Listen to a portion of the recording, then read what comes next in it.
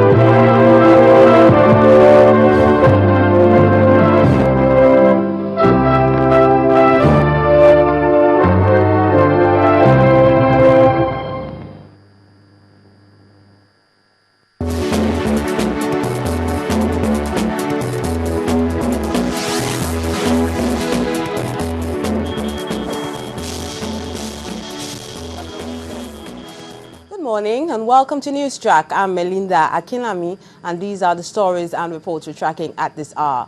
Some social crusaders and other aggrieved Nigerians have signed a petition asking the National Assembly to delete the controversial Section 29 of the 1999 Constitution in the federal capital, Abuja.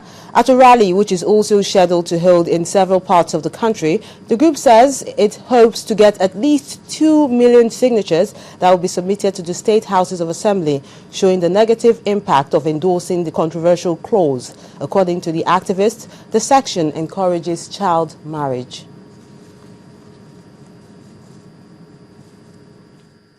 Filed the Saturday morning rain to sign a petition asking the National Assembly to delete Section 29, subsection 4B of the 1999 Constitution.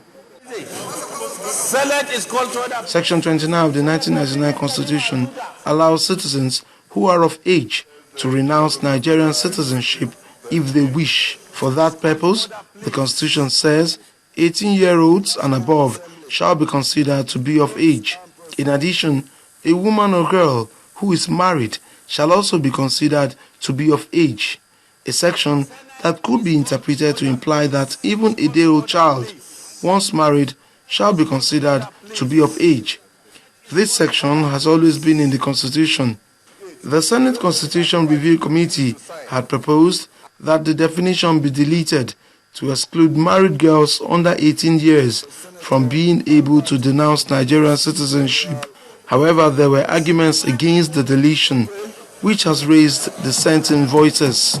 Regarding particularly Section 29 4B of the 1999 Constitution, we think the issue is about citizenship.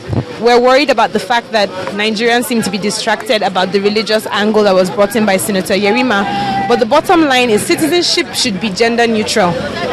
We consider this a discriminatory clause, and that's why we wanted it to be removed. If you're not old enough to vote and you're not old enough to drive, you shouldn't be old enough to renounce your citizenship. These social crusaders insist that there are negative implications if the clause is allowed to remain. We want a clearer definition. We want a clear definition enshrined in the Constitution with respect to children being involved, underage children being involved in marriage relationships. These protesters will be hoping that the House of Representatives would support the deletion of the clause since it has survived the Senate votes. From Abuja, Paul Nwachukwu, Channels Television News. Now, the president paid a visit to the former president, Olusegun Obasanjo, at his hilltop residence in Abeokuta, the Ogun State capital, southwest Nigeria. That the closed-door meeting, which lasted about an hour and a half, may not have been unconnected with attempts at mending fences ahead of the 2015 general elections. Curious journalists who went to the residence were not allowed in and were not briefed after the meeting either. But the president also took time off to pay a surprise condolence visit on his special advisor on media and publicity, Dr. Reuben Apati, who finalized the funeral rites of his late mother in Abeokuta. President Jonathan also had his hands full. He has restated Nigeria and the African Union's position to the unconstitutional removal of any democratically elected government in Africa. In a statement by the Special Advisor on Media and Publicity, Dr. Reuben Apati, President Goodluck Jonathan declared that Nigeria maintains its stand not only that the electorate in any country has the constitutional right to remove an elected leader. During a visit by the Special Envoy of the Egyptian Interim Government, Ambassador Raouf Saad, in Lagos, President Jonathan advised the government to do all it can to return the country to democratic rule as soon as possible. And the Business Support Group has advised the federal government to establish a legislation that will protect private investors and create an enabling environment for business to thrive. This was contained in a report presented by the group to the Minister of National Planning, who is also the chairman of the National Planning Commission in Lagos. Our correspondent, Kelvin Obete, reports. It was more of a business gathering made up of members of the private sector. The purpose being to present the views of the Business Support Group on behalf of the sector in executing the National Integrated Infrastructure Master Plan. We continue to be committed to this master plan. It's an important part of the development of this country. There's empirical evidence to suggest that a country that has good infrastructure has better capacity to grow. And I hope that the Business Support Group will not cease to exist after the plan is approved by the Federal Executive Council. We need to have this kind of group that is monitoring implementation and ensuring that we're doing what we said we would do. The process of our various meetings, what was clear to us all is that even though we are doing a national service, there is also something innate for us as businesses. Because if some percentage of the financial inputs will come from the private sector definitely never spends without expecting any yield. Some of the recommendations contained in the report of the BSG are that the federal government must create an enabling environment for businesses, ensure security of investments, and establish an effective regulatory framework to back the plan. Over time, there has been some tweaking of policy, which is necessary anyway. But overall, I think policy consistency is assured. But more importantly, one of the recommendations of the main report that we received last week is actually the fact that you also need a piece of legislation around the infrastructure master plan that will assure that not only this government but subsequent governments continue to implement it for the next 30 years.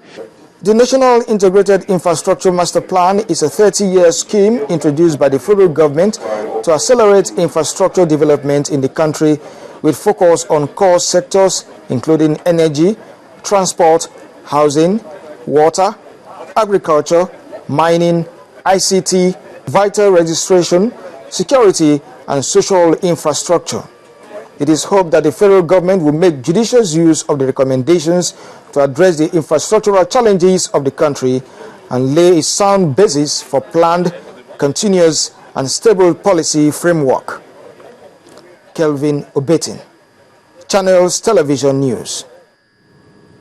We're taking a break now, and when News Track returns, we take a look at why you should take care of your eyes on our health focus segment. So don't go anywhere.